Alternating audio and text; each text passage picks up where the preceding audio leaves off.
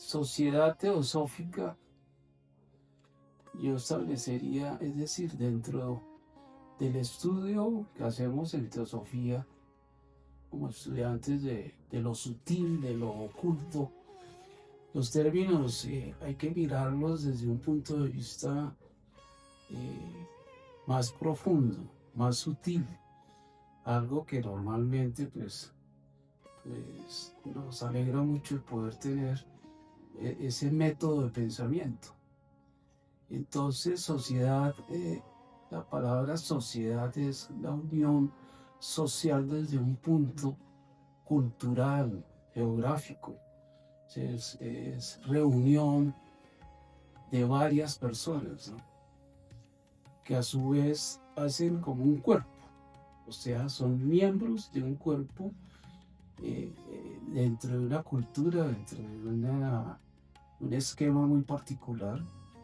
Entonces, esa definición podría establecerse así, es una reunión de personas, digamos así, adultos, hombres, mujeres, en donde hay un punto en común, hay una común unión, hay una comunión. Y al tener esa común unión, sucede lo más importante, no es reunirse en sí, sino que son miembros de un grupo.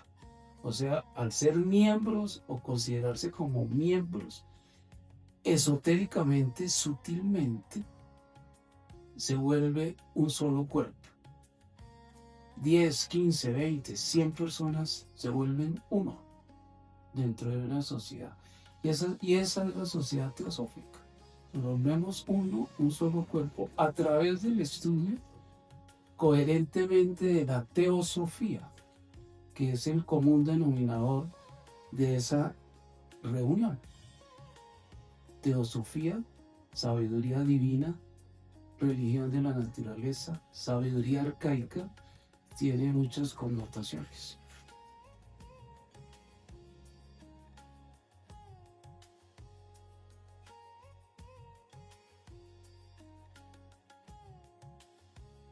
Elena Petrovna Blavatsky, conocida por los otros, por los teósofos y por otras personas en un ámbito filosófico y cultural, hasta científico, artístico también podríamos decir, como HPV o la maestra.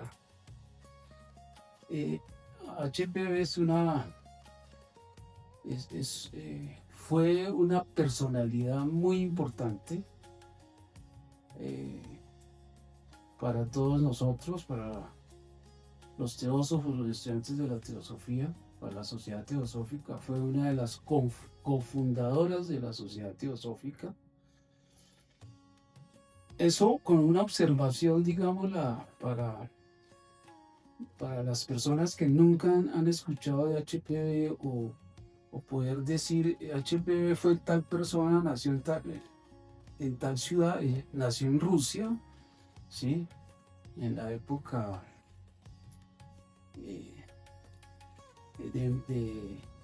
de monarquía, ¿no? De una gran familia, una familia noble, pero más que eso, Blavatsky tiene una connotación muy sutil, y quiere decir, comentar eso, porque podríamos, ¿quién fue Blavatsky? Pues Blavatsky, una persona, una mujer, cuerpo biológico mujer, como cualquier otra mujer, muy inteligente, muy preparada, pero el fondo de Blavatsky, yo lo podría definir y la veo siempre así, es como mi hermana mayor, nuestra hermana mayor, dentro de un recorrido, dentro de un caminar, dentro de un desenvolvimiento.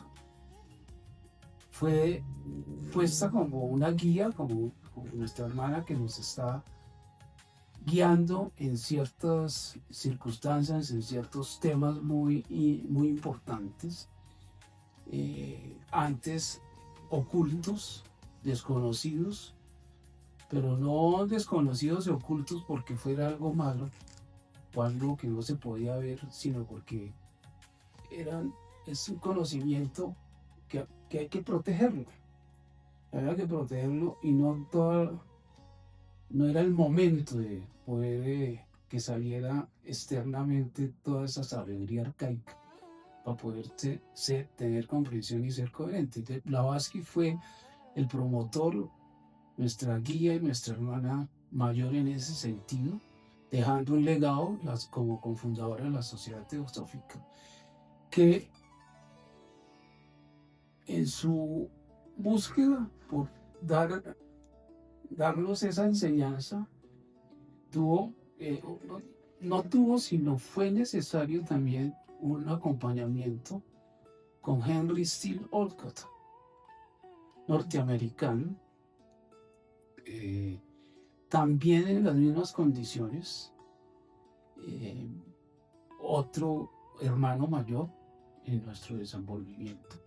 Pero había un equipo. Yo creo que el universo generó en ese momento un equipo, personalidades diferentes, ¿sí?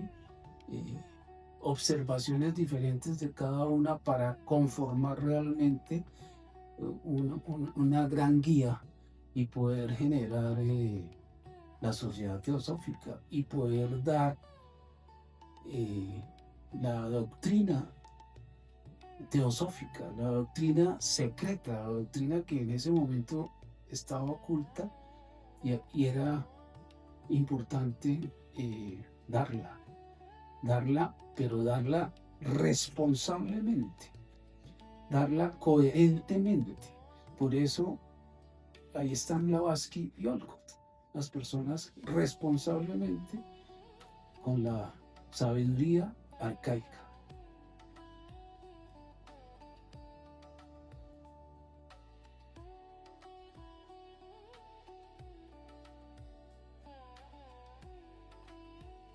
Mahatma es una palabra sánscrita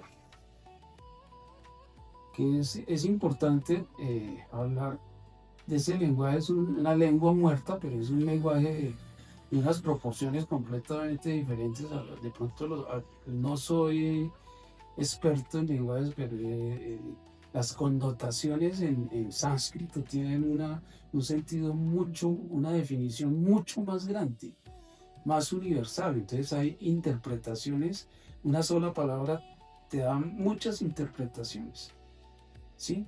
Que todas son coherentes realmente. Entonces Mahatma es, si lo traducimos literalmente, es Maha, grande, y Atma, alma, o sea, un alma grande, ¿sí? Y al decir alma grande podríamos interpretarla como una persona muy grande en el crecimiento espiritual, ¿sí? En una jerarquía.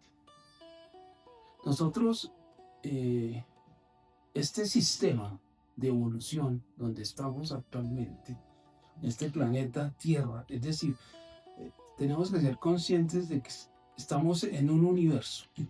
Ese universo tiene diferentes sistemas, estrellas, astros que están desenvolviéndose, se están evolucionando, están moviéndose, ¿correcto? Entonces, a través de nuestro esquema de evolución al que estamos acá,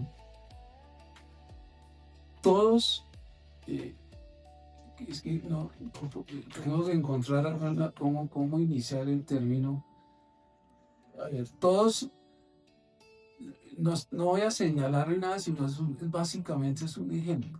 Todos somos pequeños, pero vamos desenvolviéndonos para ser cada vez más grandes, ¿correcto?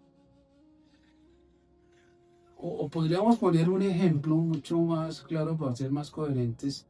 Este planeta, o este esquema, es un plantel educativo, en donde el plantel educativo inicia con los bebés, con los párvulos, con los recién nacidos, y nos vamos desenvolviendo y vamos creciendo y vamos ganando más cursos y cursos y cursos.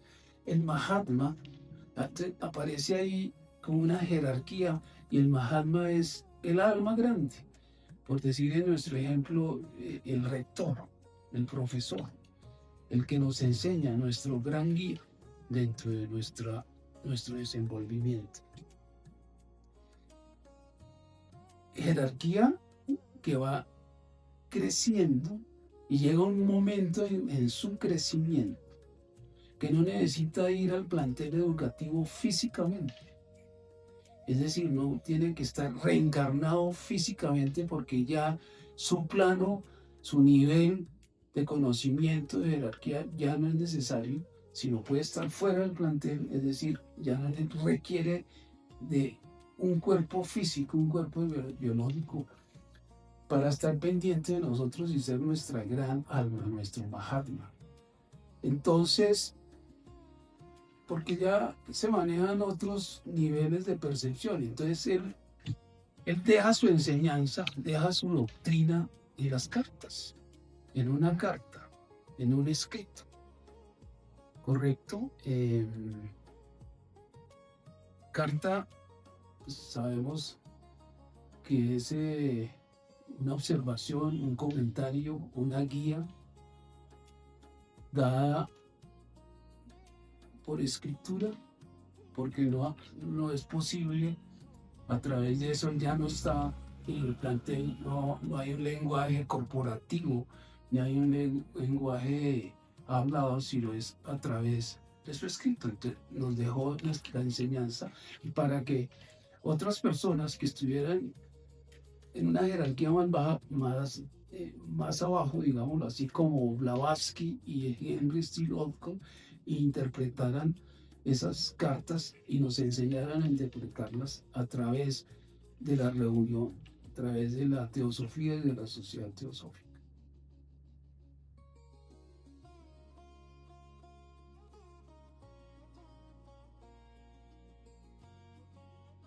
Estando en el reino humano.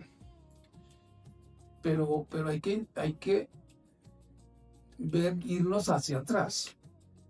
Este plantel, como hablábamos anteriormente, este esquema, tiene diferentes cursos. Hay universitarios, bachilleres, elementales, jardines, ¿sí? Entonces hay diferentes reinos en donde la vida, el espíritu, esa esencia única, esa raíz sin raíz, tiene que ir recorriendo por esos diferentes reinos.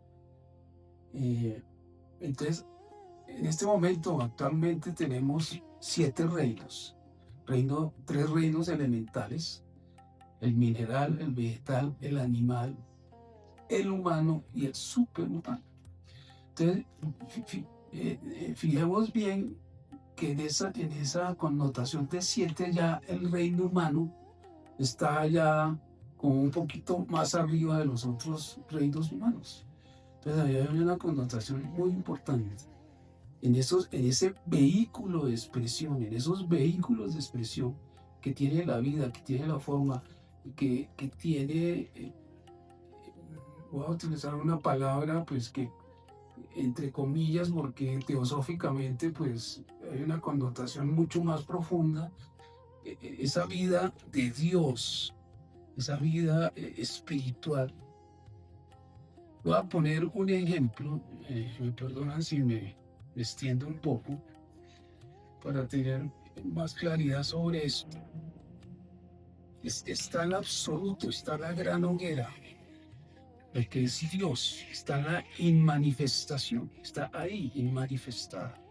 Las grandes llamitas, todas las llamitas, nosotros tenemos aquí una llamita. Entonces, una llama le pregunta a otra: oye, ¿cómo es una llama? Y la otra le dice: no, yo no sé cómo es una llama, que todos somos llama, no tengo conciencia de lo que es una llama. No puedo decir, Entonces es necesario la manifestación, la polaridad, la dualidad para poder tener conciencia. No podemos saber qué es oscuro sin tener la luz, qué es lo bueno sin tener lo malo.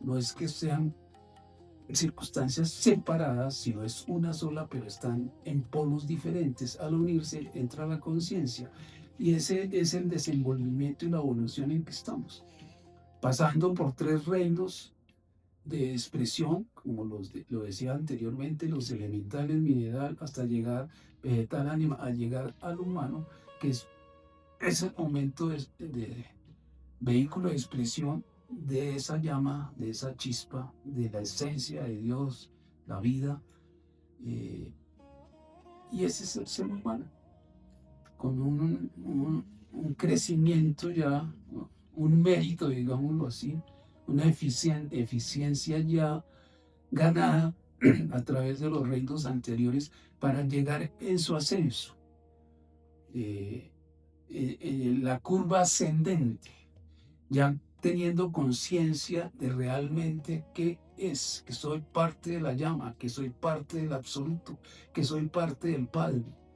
Y al decir Padre me puedo remitir a una parábola bíblica, católica romana, la parábola del hijo pródigo, que el hijo sale del Padre y va descendiendo cada vez más. El espíritu se vuelve más de materia, el hijo se vuelve más de materia y llega hasta lo más denso, a comer con los cerdos. Y ahí, en ese conflicto entre espíritu y materia,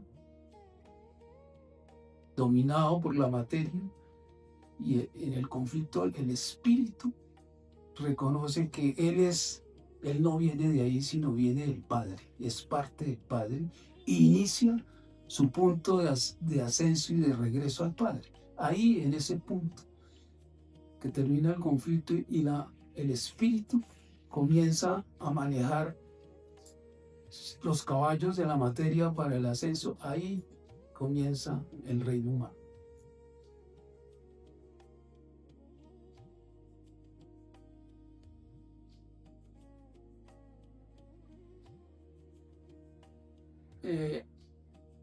El árbol, voy a poner un ejemplo, el árbol es conocido por sus frutos, por la nobleza de sus frutos, ¿sí?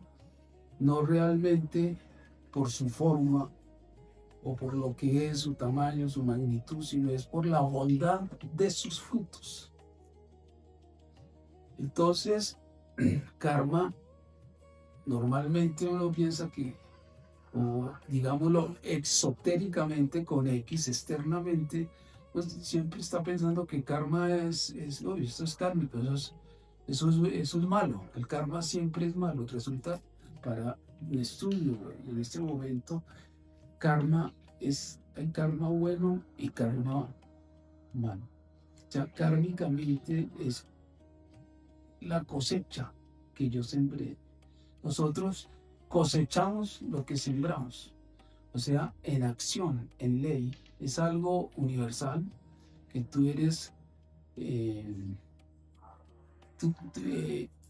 refiriéndome a la pregunta anterior como qué es el grupo humano, el ser humano. El ser humano ya tiene racionamiento, ya tiene razón, ya se le dio la mente. Al darnos la mente, ese raciocinio y ese libre albedrío, ahí adquirimos responsabilidad, adquirimos una respuesta. Tenemos que darle una respuesta frente a nuestro caminar, frente a nuestro desenvolvimiento. Y eso es karma, esa acción, esa responsabilidad frente a nuestro evolucionamiento. Podemos dar frutos muy buenos o frutos muy ácidos o completamente malos kármicamente. Y eso es resultado de nuestro entorno, de nuestra posición, de nuestros conflictos, de las lo que nos sucede o no nos sucede. Sí, quizás esperemos un poquito que pase, porque va a tapar tu voz, el parlante. No se va a escuchar tu voz. Sí, sí, no, y es horrible Sí, el Eso problema. es vivir en Colombia. claro. Eh, sí, mejor. ¿Listo? A ver, ya pasó, ¿no? ¿Ya?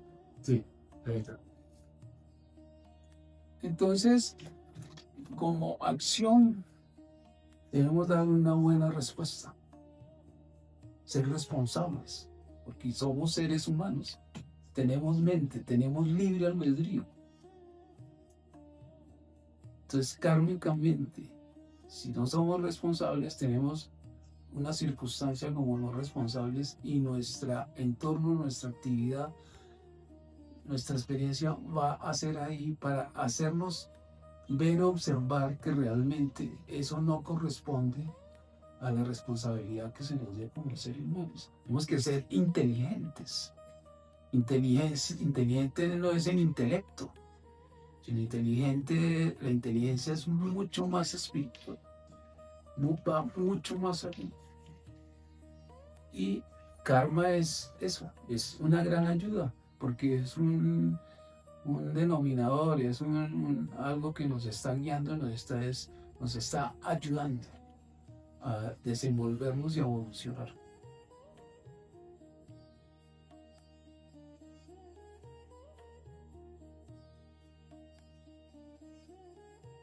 Karma es, hablando de karma, Dharma es ser coherentes o observar muy bien esa circunstancia en que estamos.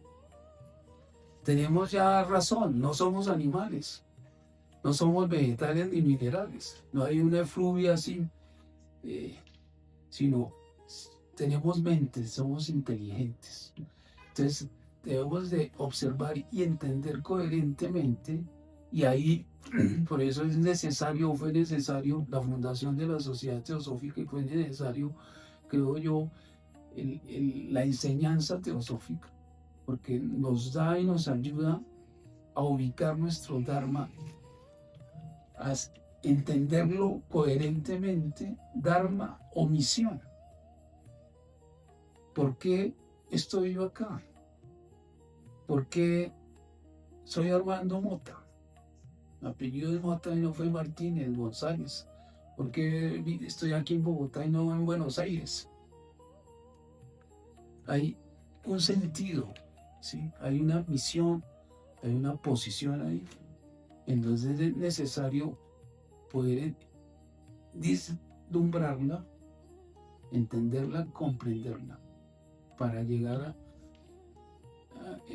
avanzando y llegar correctamente en la curva ascendente y pasar a los reinos superiores.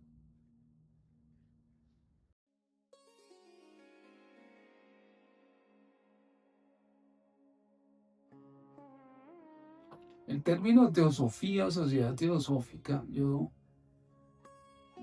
no lo había escuchado nunca. Me estoy remitiendo a años atrás. Una familia, nací en una familia católica normal, bautizado a los 2 días en la iglesia católica de haber nacido en la iglesia o en el oratorio de la misma clínica, y educado en un religar, en una religión cristiana. Pero llega un momento en que ya esa mente que hablábamos, ese karma y eso, comienza uno individualmente a hacerse preguntas y a tratar de visualizar más directamente uno solo, no ya a través del papá o de la mamá, ¿sí? Sino individualmente. Comienza uno a tener preguntas, ¿por qué esto? ¿Por qué me sucede esto? ¿Por qué eh, no me sucede o sí me sucede? Y comienza uno, ¿o por qué tengo yo que ir los domingos a misa si yo no quiero? No lo siento, prefiero quedarme jugando fútbol con mis amigos que ir a misa. Entonces, no, íbamos cogidos de la mano ahí con los papás a ir a misa. Entonces no había como un entendimiento, pero después ya en la adolescencia comienzo a entender, debido a ciertas circunstancias, ciertas experiencias, porque la experiencia no es lo que te sucede. Esto lo vengo a entender ya después de ser estudiante de teosofía. La experiencia no es lo que te sucede, sino lo que haces con lo que te sucede. Entonces lo que haces con lo que te sucede ya, a mí me comienzo a preguntar, pero espérate un momento, comienzo a ser más espiritual. Hay algo más importante, más espiritual que eso. Y todas esas preguntas comienzo a preocuparme por entenderlos mejor y por ver otro sentido. Entonces, el universo, al hacer yo esa pregunta y ese entendimiento, ya sé que el universo te da la respuesta, el universo te pone ahí.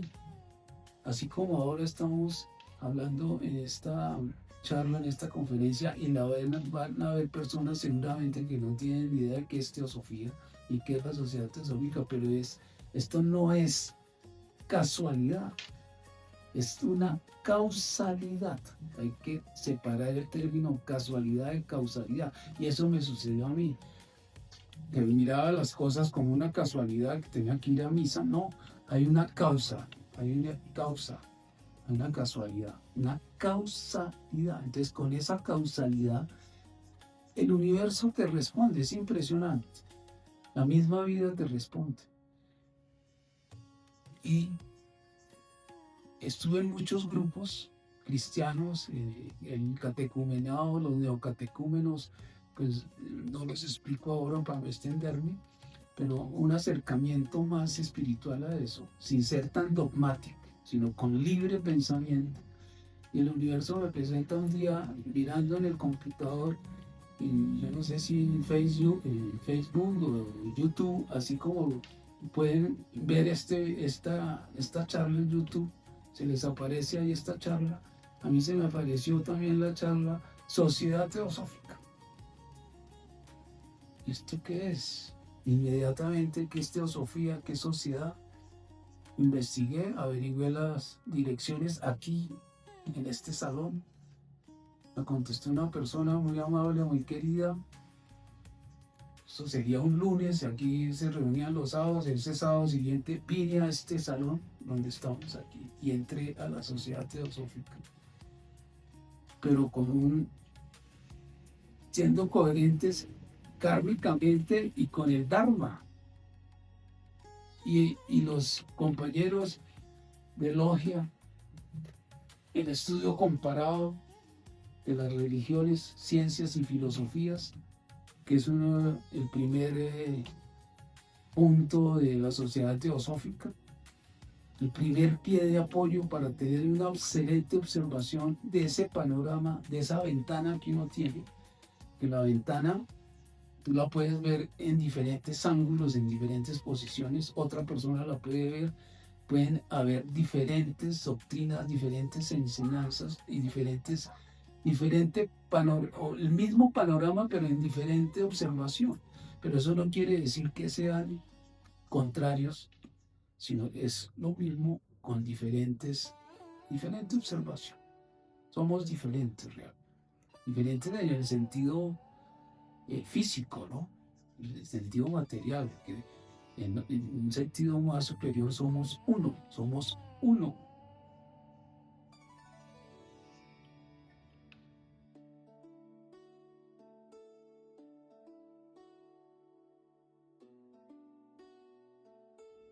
Sí, es que, teosofía es algo, sabiduría divina, sabiduría de los dioses.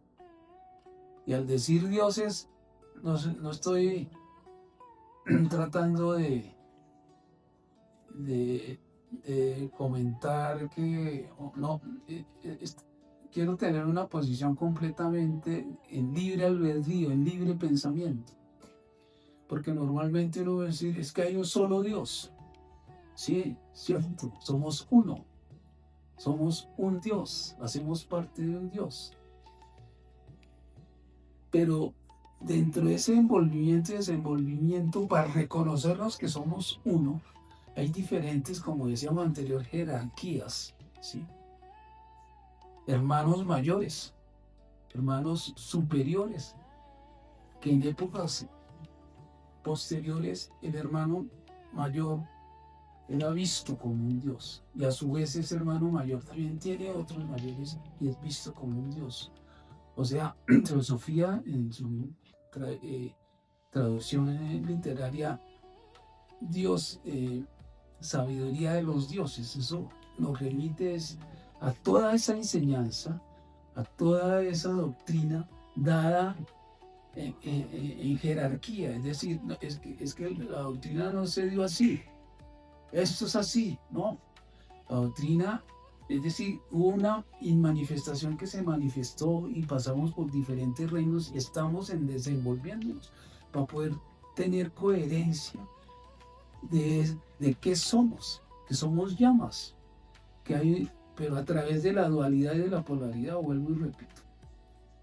No es que eso fue así, no podemos estar pensando en un Dios antropomórfico encima de un monte lleno de truenos y rayos. Entonces, dioses realmente divinos somos, yo diría, todo el ser humano y toda la persona, un animal, ahí tiene parte de una flor, una rosa, ¿sí? Entonces, fíjate cómo la teosofía, estudiada comparadamente, que es otro pie de apoyo de la sociedad teosófica, el estudio comparado. Tú no puedes separar las doctrinas, estas buenas, estas malas, sino porque la vista, la ventana es una sola, el panorama es uno solo y la posición hacia la vista puede ser diferente.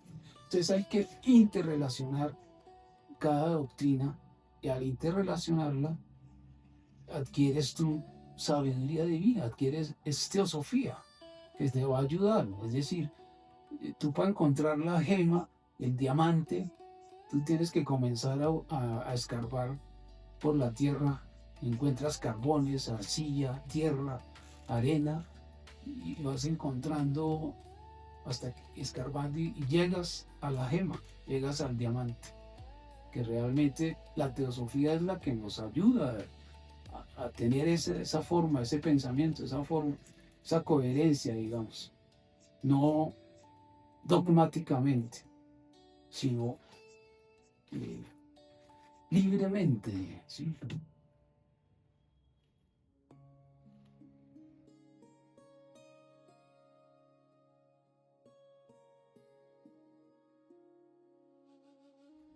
Amor, una palabra que yo la entendía mal. Antes de ser estudiante de teosofía, de estar en la sociedad teosófica. Y me viene ahorita a la mente, hay que hacer como un paréntesis, ser miembro de la sociedad teosófica, pero activo. Tú puedes ser miembro y tener la membresía de la sociedad teosófica, pero no eres activo. Hay que caminar, ¿sí? Y a veces hay que correr y te caes y te tumbas, pero sigues caminando. Como miembro activo de la sociedad teosófica, ya el concepto de amor a mí me ha cambiado ya muchísimo, ¿no? Pues sí, normalmente hay te quiero mucho, amor, contemplación, admiración, ¿sí? Pero para mí ya, como estudiante de teosofía, amor lo defino como visión divina. Es mirar con los ojos de Dios. Científicamente o materialmente, estos ojos tienen un rango de vista, tienen un rango. Espérate a ver si me acuerdo. Entre la quinta entre la quinta y la decimoquinta octava, no sé en qué rango de espacio en el éter, en el aire, entre la quinta y decimoquinta octava, los tímpanos responden al cerebro, pero en la 49 octava, a través del éter, en un diámetro, responden los ojos. Ahí es donde está la visión, pero la visión del cuerpo biológico, la visión nuestra, ¿no? De física. Pero el hecho de que solo podamos ver ese rango, no quiere decir que fuera de ese rango existan otras circunstancias, otras cosas. ¿Sí? Científicamente, siendo un estudio comparado de la doctrina con la ciencia, pues están los rayos gamma, los rayos X, este mismo celular, aquí timbra, suena y viene, y hay algo que lo hace timbrar y lo hace sonar, que no lo vemos, yo no lo puedo ver. Si abarcamos todo ese rango, ahí es lo que quiero tratar de explicar es que ese es el amor, la visión absoluta de todo, la visión con los ojos de Dios. Tú vas a ver a tu hermano de otra forma, no lo vas a ver separado, no lo vas a ver como contrario, sino lo ves como tú, eres tú. Tú ves un animal y lo ves como tú, un insecto y lo ves diferente, una planta y lo vas a ver con amor, con visión divina.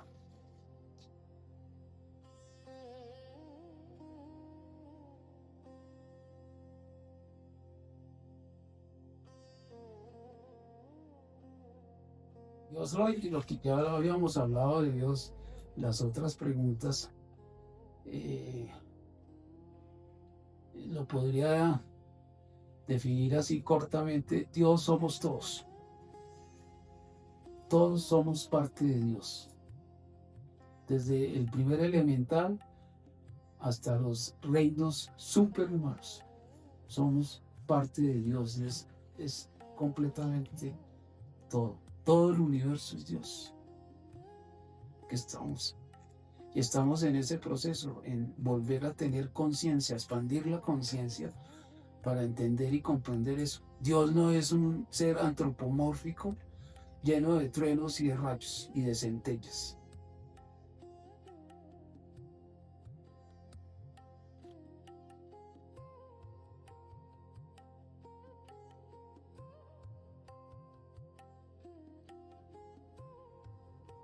La verdad es que, mira, la verdad es uno. Dicho, no hay una verdad ahí, a la frente separada. Voy a conseguir la verdad y esta es mi verdad. Sin ánimo de juzgar y hacer señalamiento. Cojo este libro. Lo de Sociedad Teosófica Glosario. Aquí yo leo esto y voy a encontrar toda la verdad. Miro aquí, voy a encontrar toda la verdad en otro tema filosófico. ¿Sí? Voy a estudiar Pitágoras, Platón, lo que sea. O científico, Albert Einstein. Con todas esas enseñanzas y esas doctrinas, como me dice la Sociedad Teosófica, como me dicen Blavatsky y Henry Steele Olcott, discípulos de un Mahatma, que el Mahatma dejó sus cartas, y a través de ese conocimiento, a través del Mahatma, a través la gran alma, llega a la Sociedad Teosófica, interrelacione eso, esas doctrinas, ¿sí? Aquí, esta y esta, y encuentre tu verdad. La verdad es de uno. Es decir, hay conceptos. La otra vez estaba leyendo, entre paréntesis, un comentario de un miembro, un maestro de la Orden Rosacruz, hablando sobre la separación de la doctrina de Blavatsky, ¿sí? Con la doctrina, digamos, teosófica actualmente, que había ahí una gran separación, que la verdad estaba en lo de Blavatsky, ¿correcto? Pues sí, ahí hay una verdad, que no la podemos, pero es una doctrina que hay que interrelacionarla, porque antes de Blavatsky habían otros Blavatsky, y después de Blavatsky habrán otros, hay un desenvolvimiento.